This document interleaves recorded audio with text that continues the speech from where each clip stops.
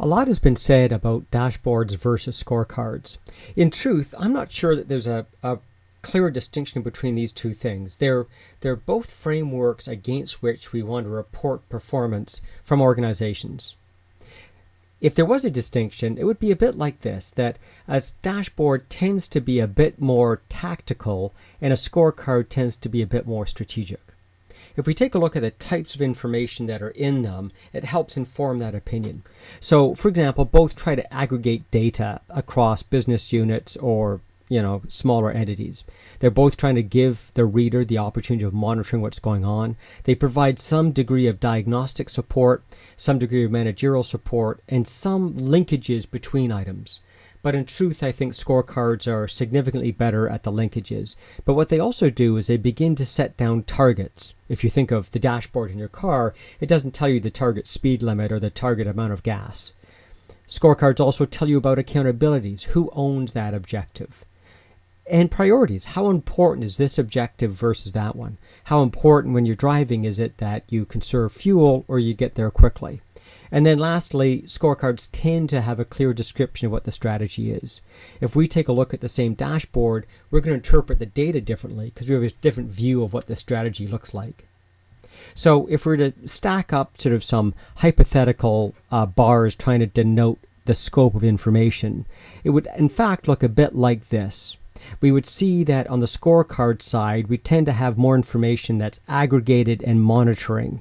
And as we begin to want to move towards understanding linkages, targets, accountabilities, priorities, and strategies, it's going to be a strategy management tool that's going to do that. And typically, we call things of that category a scorecard. Another way to look at it is this. If we do the standard slide where we compare this to that, a scorecard is looking over a longer time frame. Typically, 1 to 5 quarters, whereas a dashboard's looking out in near real time. Scorecards typically are cross-functional, whereas dashboards are trying to stay within a specific scope of a task, a brand, a region. The scorecard is trying to identify strategic priorities, whereas dashboards are trying to tease out their critical process points.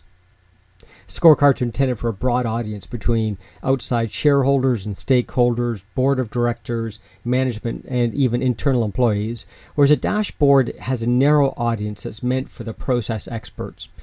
If you're in the car, you're not the driver. We don't expect you to be taking a look at the dashboard, unless, of course, you're a backseat driver. It's intended just for the driver. Scorecards can be more empirical, whereas dashboards have to be very specific and often transactional. Scorecards have indicators, whereas dashboards have measures. So something that's indicative of how we're performing.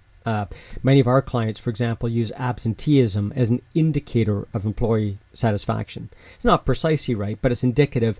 And if I need to know more, I'm going to come and do some diagnostic work and come up with specific measures about whether it's salary, culture, environment, boss, like that. Scorecards tend to look at a trend more than the value, whereas dashboards look more at the value and then later on the trend. Scorecards tend to link to accountabilities, whereas dashboards link to job descriptions.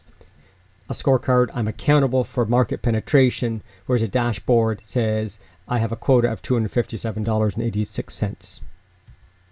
So if you want to learn more, go to thebalancescorecard.net. There are many other vignettes that give you some ideas about differences between scorecards and dashboards.